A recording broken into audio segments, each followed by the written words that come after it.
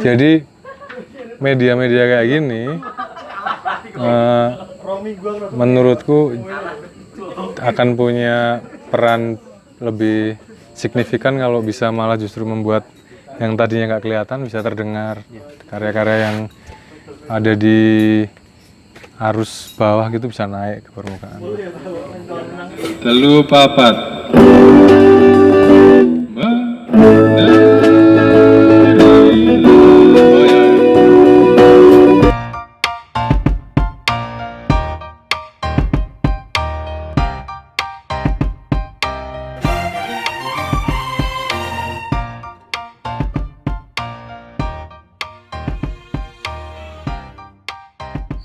Halo Mas Dano.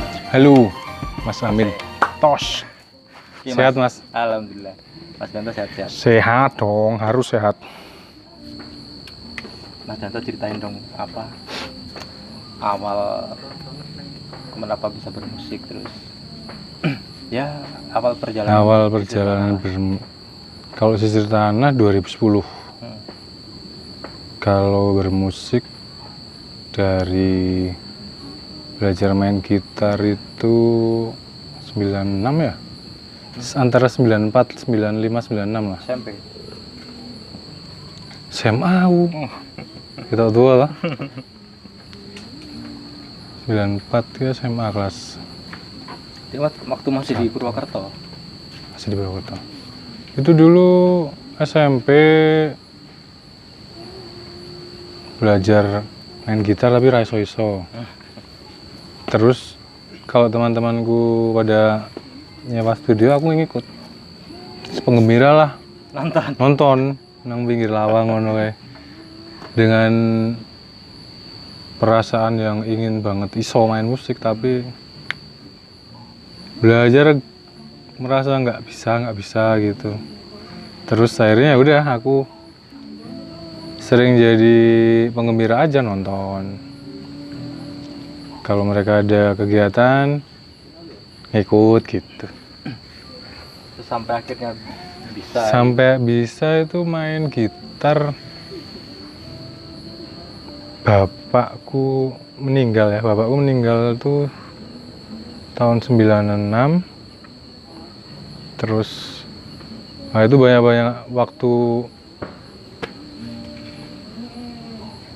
transisi yang membuatku akhirnya kayak mengisi banyak waktu untuk hal-hal yang lebih ini ya, lebih yang sebelumnya belum kucoba lagi atau sebelumnya pernah kucoba lagi.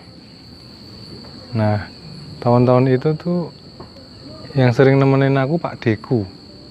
Pak Deku itu kebetulan guru musik, guru seni lah ya. Zaman segitu kayaknya nggak terlalu spesifik, pokoknya dia ngajar seni rupa, seni musik. Nah, almarhum Pak D ini yang paling sering nemenin keluargaku. Jadi dia datang, dia udah pensiun, datang suatu hari bawa gitar. Itu sebenarnya dipakai Pak D sendiri untuk genjrengan kalau dia lagi slow gitu. Nah, kalau lagi pas gitarnya diletakkan gitu, aku coba-coba main lagi dan ternyata bisa dari situ sambil tanya-tanya Pak D. Jadi dari keluarga emang dari bapak ibu itu emang nggak ada yang main musik gitu, turunan lah. Mungkin bapakku bisa kayaknya, gitar bisa dia. Cuma mungkin tidak ditekuni ya. Tapi yang jelas dia bisa gambar, jago. Ibuku bisa gambar juga. Nah, tapi dari Pak D, kakaknya ibu itu aku merasa ya mungkin aku ada ini ya, ada turunan lah ya orang yang bisa, atau mungkin mbah-mbahku tapi aku nggak ngulik gitu.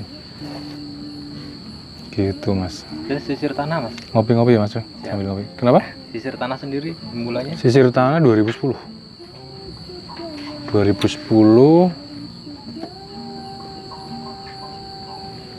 Pentas pertama Oktober di Bentara Budaya, Jakarta. Di Jakarta? Malah di Jakarta. Itu bareng Pandu. Aku dulu berdua sama Pandu Hidayat. sebelum Sisir Tanah sempat bikin. Sebelum Sisir Tanah tahun 99 itu punya band namanya Okinawa Band. Okinawa itu nama temanku, salah satu personil gitu.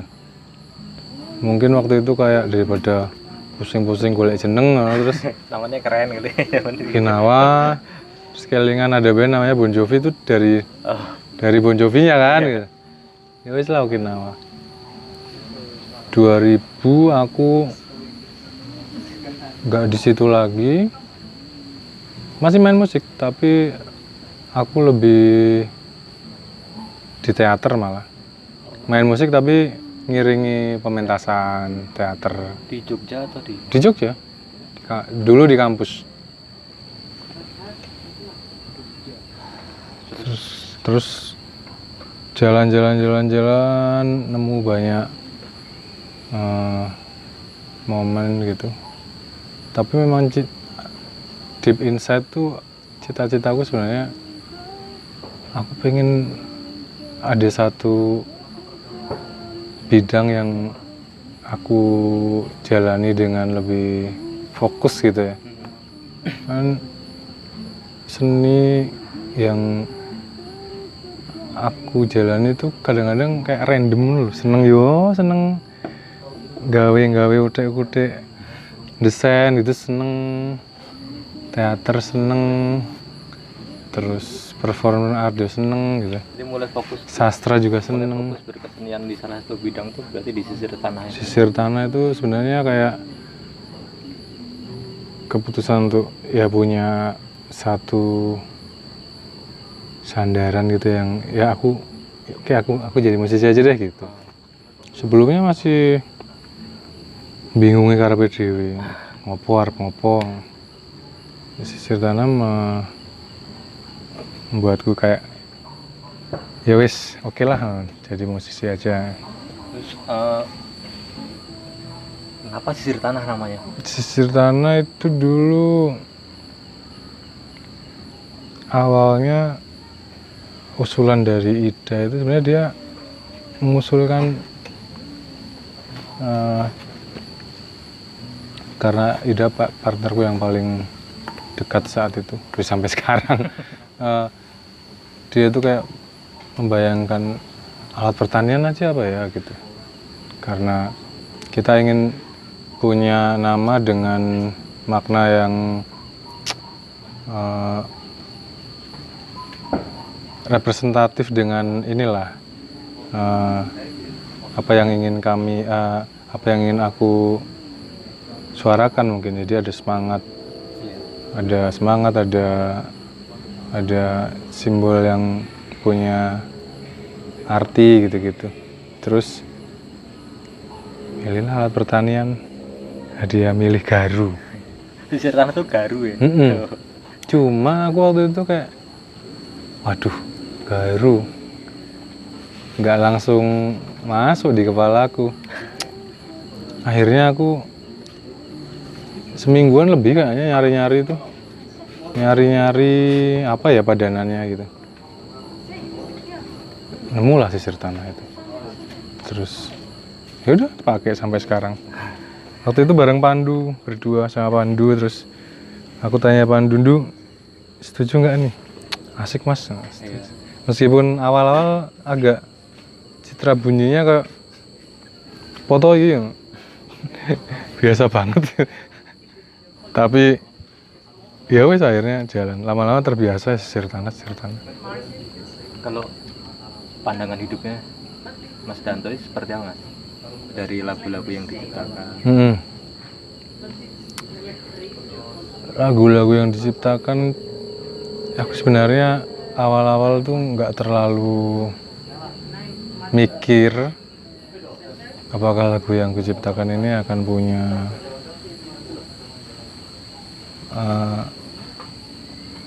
pengaruh gitu ya buat pendengar. Jadi pertama bikin aja dulu, karena itu dari catatan-catatan yang kadang memang wis ono terus tak lakukan gitu. Kesini aja baru merespon, ada peristiwa apa merespon. Jadi kalau bisa sebenarnya lagu itu ya punya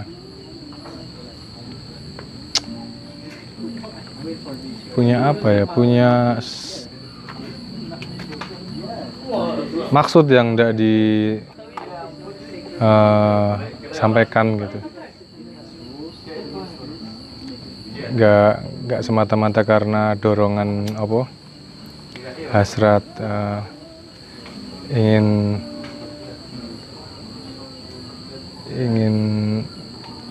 tampak gitu ya, atau ingin eksis gitu, enggak, tapi dia sedang ingin berusaha menyampaikan sesuatu yang menurut dia baik gitu. Terus sampai sekarang kalau ada konflik agraria lah, konflik apa, pasti ada sirtana di situ. Pasti paling nggak sirtana muncul sebuah lagu untuk pergerakan itu.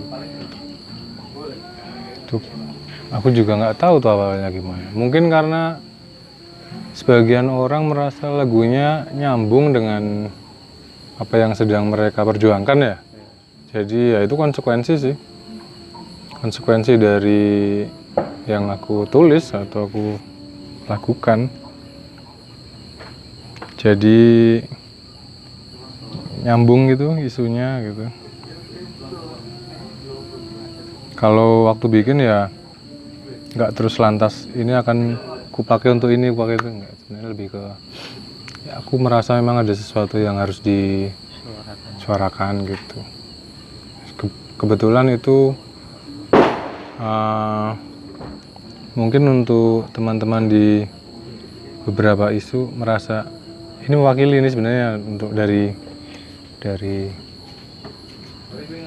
apa yang mereka sampaikan, karena mungkin musik punya bahasa komunikasi yang lebih luas ya. Iya. Kamu dalam bermusik ini punya idealis seperti apa, Mas? Idealismemu dalam bermusik? Masa komentar rokoknya ya, Mas? Sikat. Idealisme dalam bermusik. Ya aku selektif sih dengan undangan tampil misalnya. Gitu-gitu sih. Enggak, yang jelas kalau misalnya yang undang itu punya track yang melanggar HAM atau merusak lingkungan, itu aku nggak mau lah gitu. Masih ada rezeki dari tempat lain lah gitu. Tapi kan sebenarnya kalau apa ya, tadi disampaikan bermusik itu bisa menjadi alat menyuarakan sesuatu ya. Nah sebenarnya kan kayak kalau undangan-undangan tampil di dinas atau di kementerian sering dapat juga. Nggak sering, tapi beberapa kali. Nah itu kan yang pemerintah lah ya, entah daerah entah pusat. Awalnya kadang karena ada admin, jadi undangan itu aku kadang yang menyeleksi admin lah. Dia punya filter, terus baru gini aku baru oke. Kadang ya belakangan baru tahu, oh yang undang ternyata pemerintah siapa. Tapi kan di situ sebenarnya bisa untuk bersuara juga. Bisa. Selalu memang dipakai untuk itu. Meskipun mungkin akan bikin panas telinga ya orang-orang, tapi kan justru malah langsung ada di jantung pusatnya gitu loh. Asal kita konsisten aja sih. Ya memang ada perasaan rikuh, tapi ini namanya menyampaikan sesuatu yang kita yakini benar ya. Itu sama kayak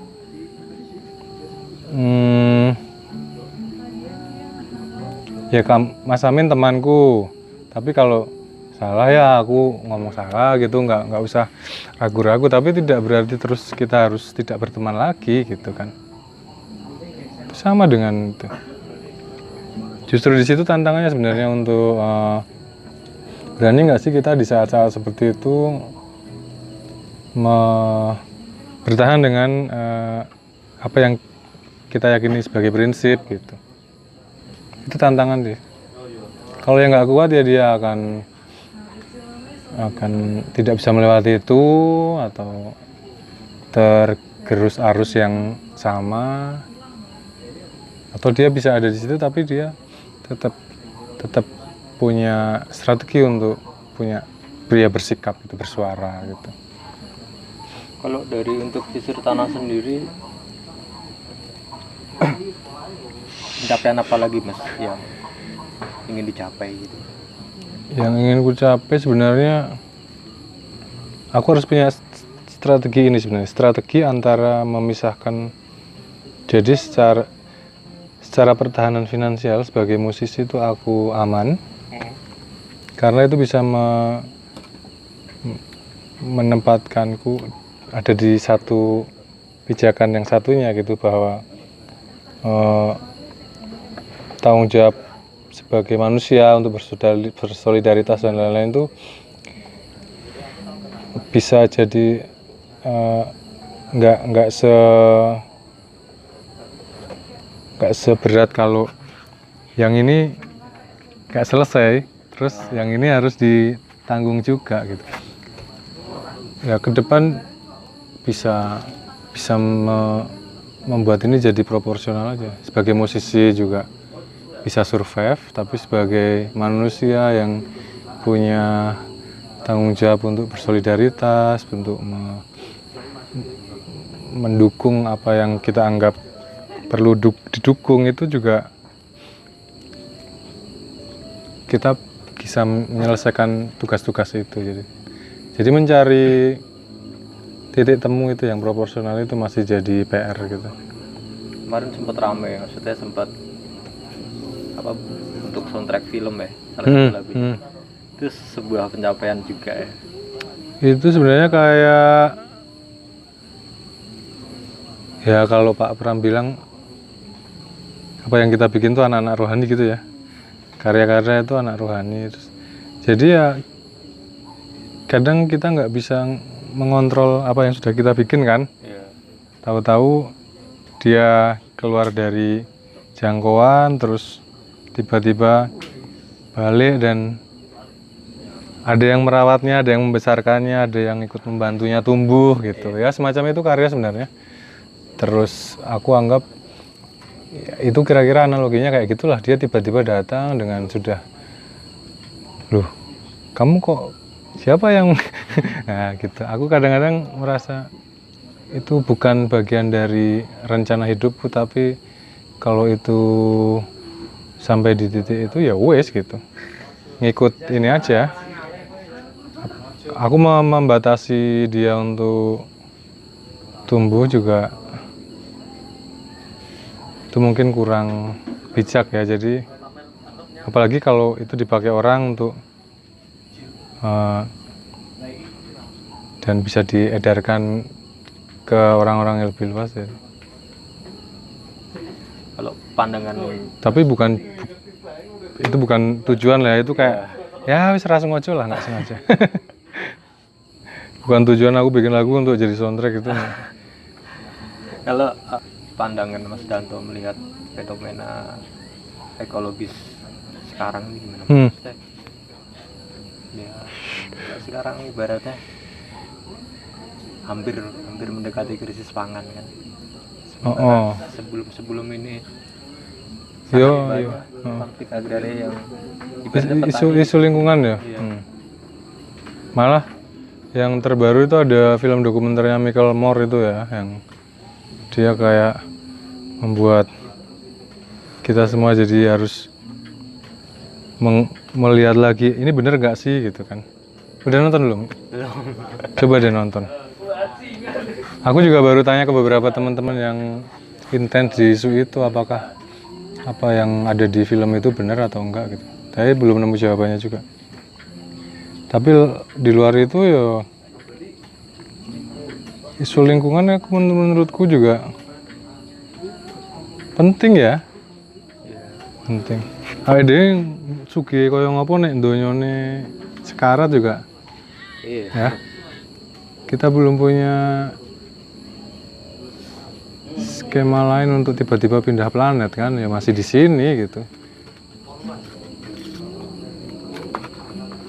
Ya kalau masih kayak gini mungkin pelan-pelan juga mendekati kehancuran lah kalau. Tapi prosesnya akan seberapa lama atau seberapa cepat ya tergantung kita semua. Isu lingkungan kalau aku sebagai musisi ya kalau punya ide untuk bikin lagu tentang itu sebanyak-banyaknya ya pengennya malah justru fokus di isu itu ya, isu lingkungan, kemudian isu kemanusiaan, isu-isu seputar itulah. Mungkin dengan musik itu bisa jadi jembatan untuk tahu banyak hal ya, misalnya lewat musik ngomongin tentang sawah jadi belajar pertanian, ngomong ini jadi belajar ini gitu. Kadang-kadang musik mengantar imajinasi kita untuk menuju ke satu informasi gitu. Ya, termasuk kalau apa lagu-lagumu kan judulnya aneh-aneh tuh. Lagu hidup, lagu apalah itu. Lagu wajib, lagu berjalan. Inspirasi dari mana, Mas?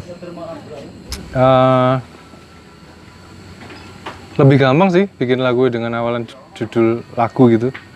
Lagu hidup misalnya. Itu lebih gampang untuk aku tinggal nyari diksi di belakang lagu itu.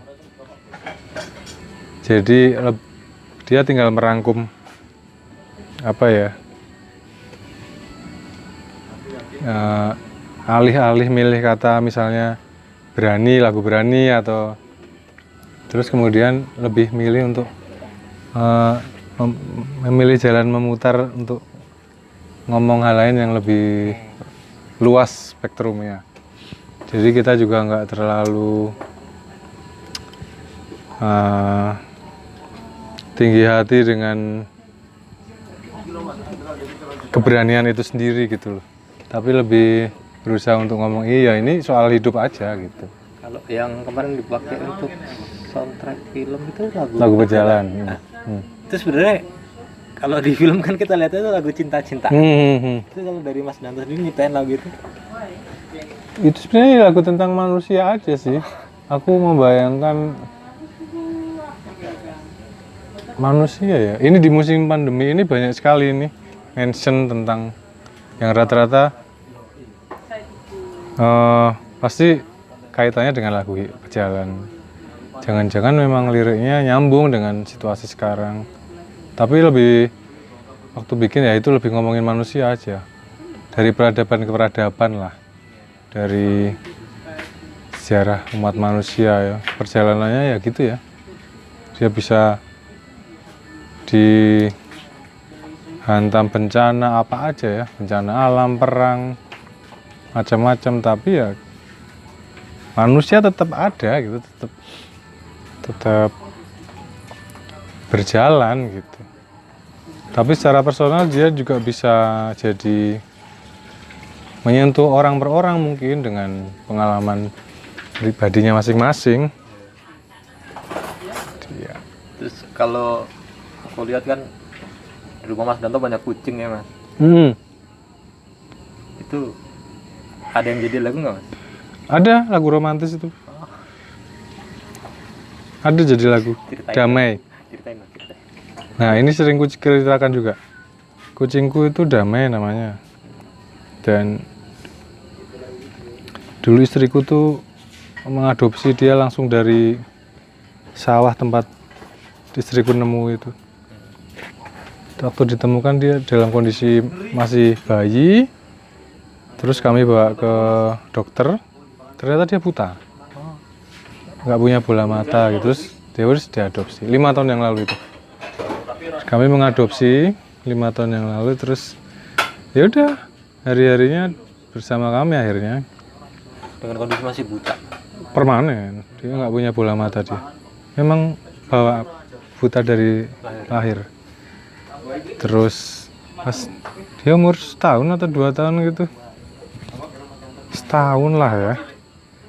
Kan kadang dulu halaman rumah kontrakan kami di belakang tuh ada halaman kecil, terus Damai bisa main-main di belakang, lari-lari, terus guling sana, guling sini. Nah, aku bikinin dia lagu itu. Ya, kan teksnya lah, kasih melangkah denganku, lalu luka hadapi gelap.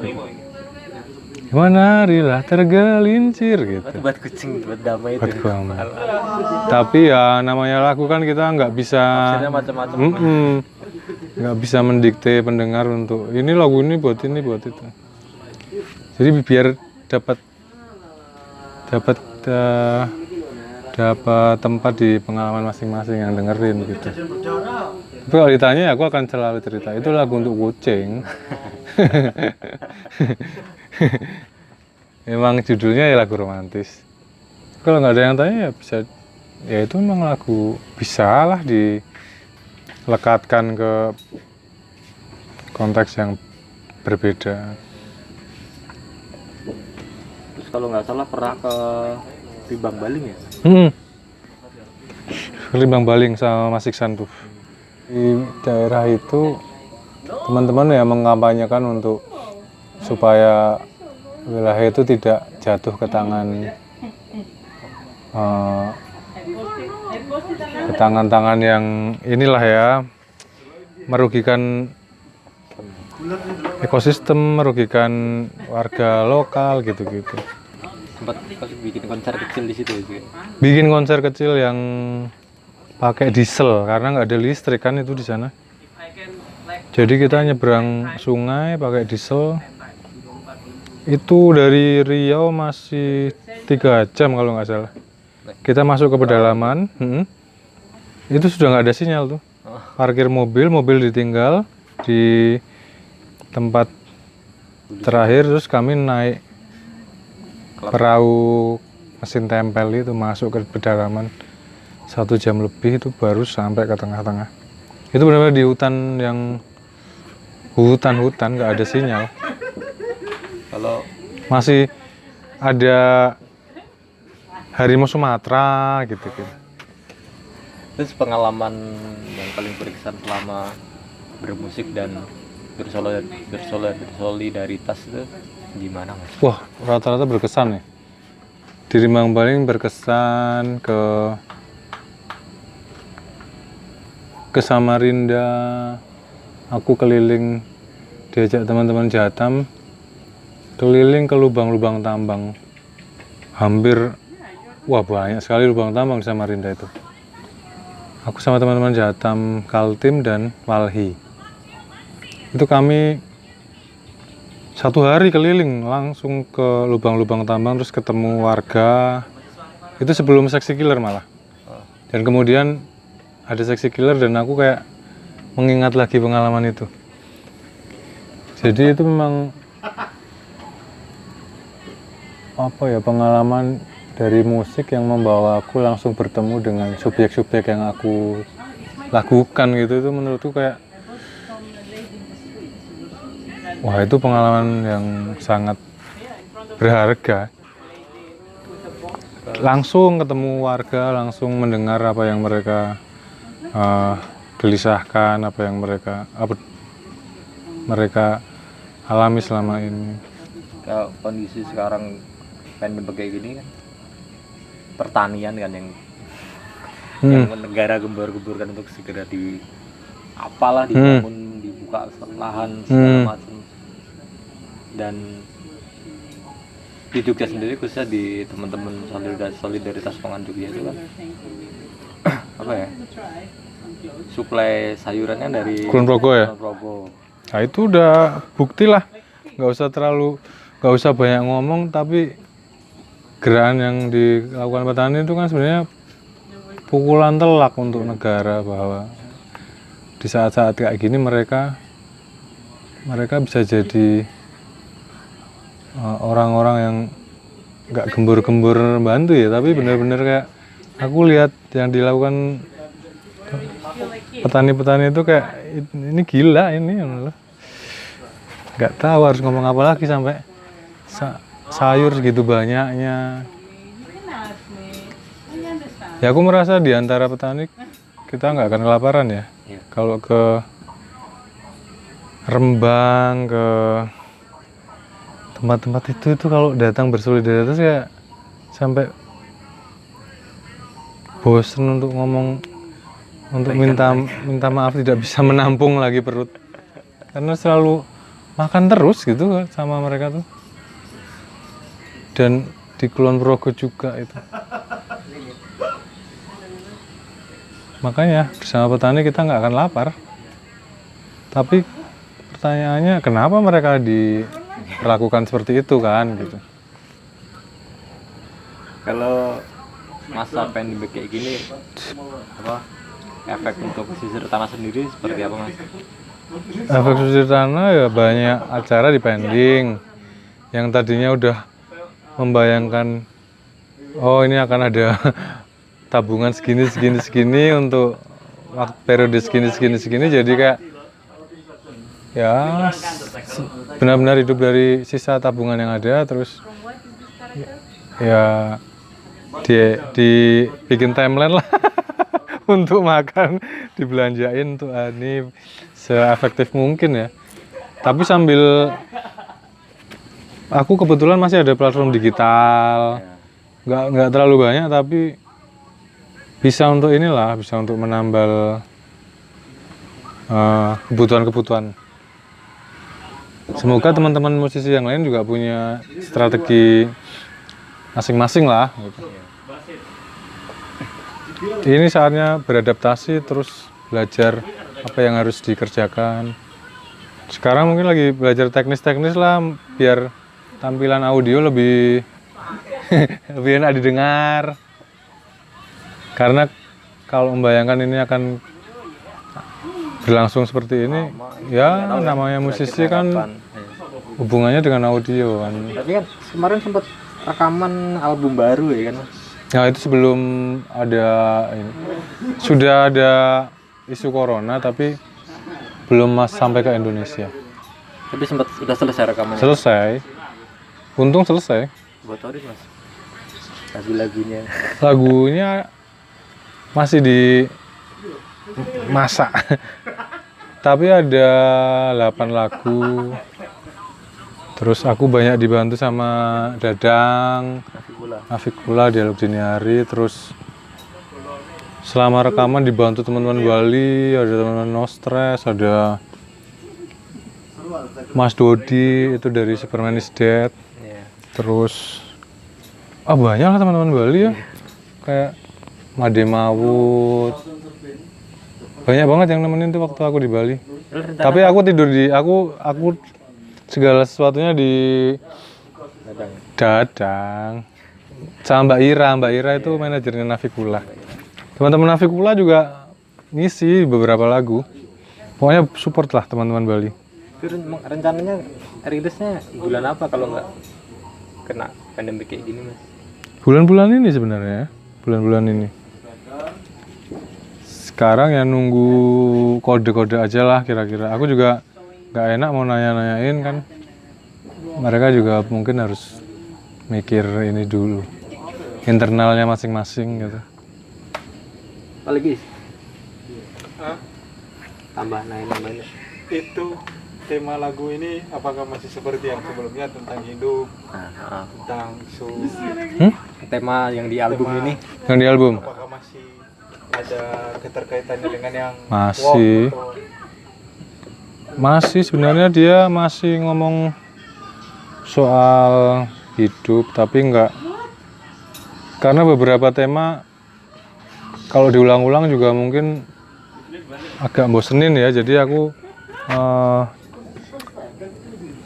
berusaha untuk nyari inovasi-inovasi lah, jadi nyari lirik yang beda dengan album pertama, mungkin untuk isu tertentu nggak lagi dimasukkan di situ. Ada juga yang sekedar tulisan-tulisan yang sebelum aku banyak ini ngomong soal isu malah, jadi masih bikin puisi, masih main kata-kata gitu. Oh jadi ada lagu yang sebelum wah ini? Ada. Baru masuk di album ini? Karena sebenarnya semangatnya kan ingin merumahkan karya-karya yang masih belum punya tempat gitu. Aku kadang-kadang setiap karya pengen tak kasih rumah gitu ya. Nah ini kesempatan untuk memilih lagi terus ngasih mereka rumah di album kedua ini. Jaraknya lumayan jauh ya, 2014 2017 album pertama, 3 tahun baru album kedua. dari Sisir Tanah 2010 berdiri ke punya album itu 7 tahun malah. Kan sempat naik dulu Bebal itu ya Mas ya. Bebal itu juga Single ya. naiknya juga karena teman-teman atau orang-orang yang ini ya yang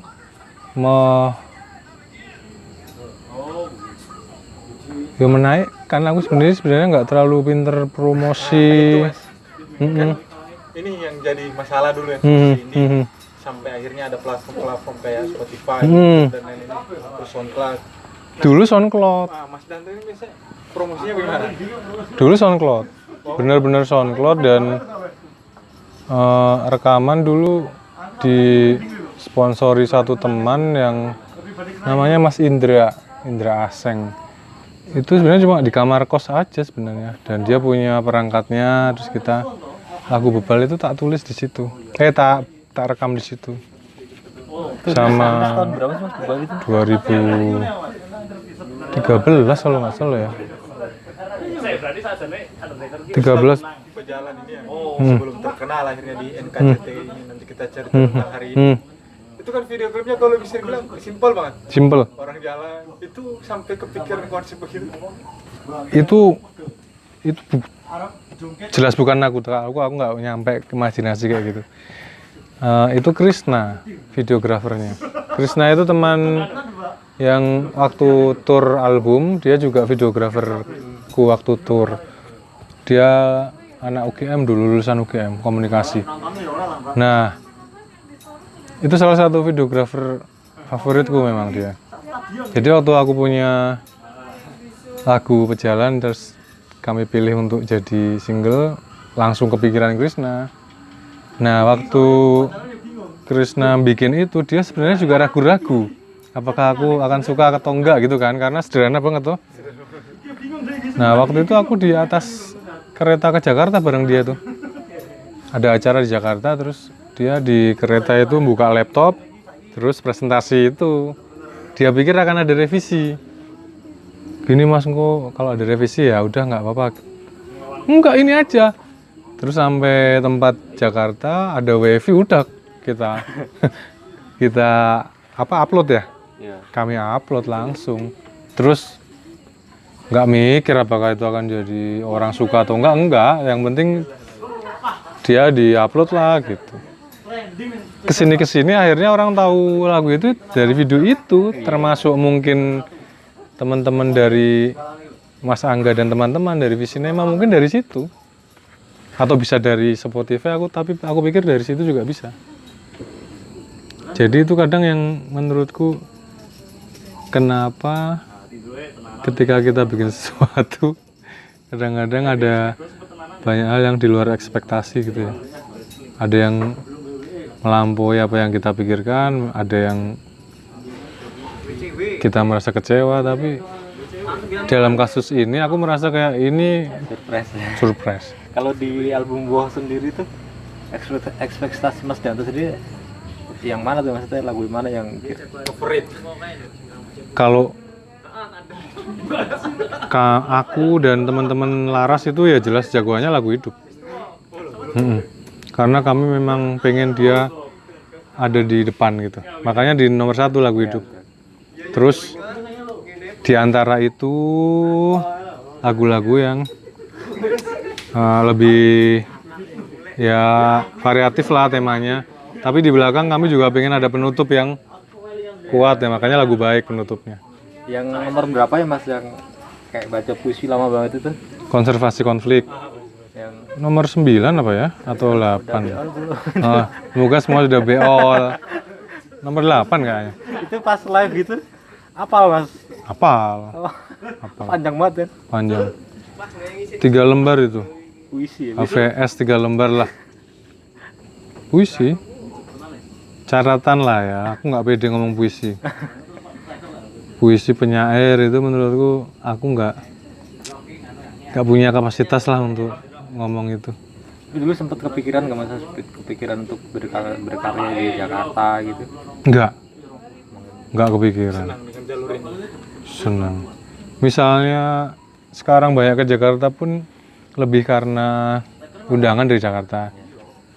Jakarta 3 hari aja udah bagus, aku bisa di sana. Nah, ini Mas ada sebenarnya ini yang jadi pertanyaan paling sering anak-anak Solo itu kalau aku dengar yang bahas Sirtana, yang bahas Mas Danto, pasti mereka bilang, Mas Danto itu ya lagunya banyak, viewersnya banyak, bahkan sudah jadi original soundtrack. Tapi kemana-mana masih pakai Supra itu. Maksudnya ada apa sebenarnya dengan Supra itu? Apakah memang Itu Supra istriku. Aku nggak punya motor. itu yang selalu orang-orang itu selalu terinspirasi dari Mas Danto itu gara-gara itu? Aku tuh nggak punya kendaraan, aslinya sepeda dulu. Mungkin bertahun-tahun ya, belasan tahun aku naik sepeda. Soalnya aku pernah ngobrol sama anak aliansi pelajar. Itu dia bilang tidak ada orang, misalnya aku sebut nama yang Budiman dan lain-lain lah, itu kena star syndrome. Atau bahkan ada musisi yang tiba-tiba memanfaatkan posisinya sampai tiba-tiba kaget, terkenal, mewah-mewah apa semua. Mas Danto dengan lagu yang bahkan udah bisa dibilang box office ya, tapi kemana-mana gitu, sampai blower itu ada temanku itu sama Danto itu kenapa ya kemana-mana tetap pakai Supra? Ada kenangan ya kali. Apakah memang ada kenangan? Enggak, itu punyanya itu, dan nggak tahu memang nggak terlalu ini. Ya yang penting kan bisa jalan. Dan Jogja kan memang santai yo. Kita naik mobil malah macet kan. Naik mobil santai lah. Aku pengen loh kadang-kadang kalau orang pakai motor yang motor cowok gitu, asik juga nih. Tapi sekarang yang mending buat beli ini alat-alat ini dulu lah. Soundcard dan lain-lain. Kalau ada rezeki. Itu Supra istriku. Dia pakai sejak zaman kuliah di UGM. Dia anak UGM dulu. Istri pernah nggak bikin lagu terus Mas Danto nyanyiin? Dia. Di beberapa lagu itu aku selalu minta tolong dia loh untuk kayak menyelaraskan bahasa. Editor. Kan ada beberapa kalimat yang aku sebenarnya nggak percaya diri apakah ini. Karena aku paling takut jadi sesuatu yang lebay gitu. Makanya kalau wawancara gini aku juga kadang khawatir ini nanti keluarnya aduh lebay. Tapi ya udahlah. Kadang terlalu mikirin kalimat supaya bisa presisi gitu ya. Tapi pusing juga ternyata. Aku soalnya hati-hati supaya ketika dikutip orang dia tidak menjerumuskan orang yang membacanya ke tafsir yang justru membuat dia jadi orang jahat lah gitu. Aku justru khawatir karena kata-kata itu menurutku ya bisa jadi senjata yang baik tapi bisa juga jadi senjata yang jelek gitu. Sering diskusi aku, sering. Juga dengan teman-teman kayak JJ aku sering diskusi. Terutama soal lirik, soal komposisi gitu. Sama Mas Iksan itu juga kadang diskusi. Fajar. Karena kami satu rumpun lah di musik. Track Bahaya Laten mau jalan lagi kapan? Enggak, itu kayaknya udah tutup buku deh. Orang-orangnya sibuk-sibuk. Susah ketemu juga. Susah banget. Kalau Mas Danto nanti live di Dapur Solidaritas Pangan Jogja tanggal berapa? 20. Ya 20 apa 21 ya? tanggal 20 apa 21 teman-teman nanti Mas Danto Sisir Tanah bakal live di Oh ini berarti tayang sebelum tanggal itu. bakal live di dapur Solidaritas Pangan Jogja. Nanti mungkin dibantu Mas Dodo Putra Bangsa. Wow itu teman lama itu. Tuh. Itu teman lama banget. Oke, Nonton lo Dok. oke ya teman-teman. Tidak kerasa hampir sejam ngobrol sama Mas Danto. Makasih. Kita sambung lagi. Sip. Kita semua tetap sehat. Mas Danto Sip. sehat, kita semua sehat. Gelap Terang Project juga tetap ada. Dan kita, Terus ngundang musisi-musisi yang punya potensi tapi belum punya follower itu menurutku diakomodasi tuh. siap. Aku membayangkan soalnya dulu waktu aku awal-awal itu ya kalau dapat atensi gitu ya dari orang-orang yang baru dengar lagu tapi langsung tertarik dan dia ngeliput gitu-gitu, itu senengnya minta ampun dan itu membekas sampai sekarang. Kayak kita merasa diwongke lah nek bahasa Jawa, diorangkan gitu. Jadi media-media kayak gini menurutku akan punya peran lebih signifikan kalau bisa malah justru membuat yang tadinya nggak kelihatan bisa terdengar, karya-karya yang ada di arus bawah gitu bisa naik ke permukaan. Kalau kita mah udah bosen, aku ndelok raiku dhewe bosen. Mungkin nanti ya sebisa mungkin kita bakal bantu teman-teman. Iyalah, sip banget. Oke, makasih banyak. Sami-sami, makasih. Sampai jumpa di episode selanjutnya. Ya, sampai temu teman-teman. Siap, Mas Danto. Sip, sam-sam.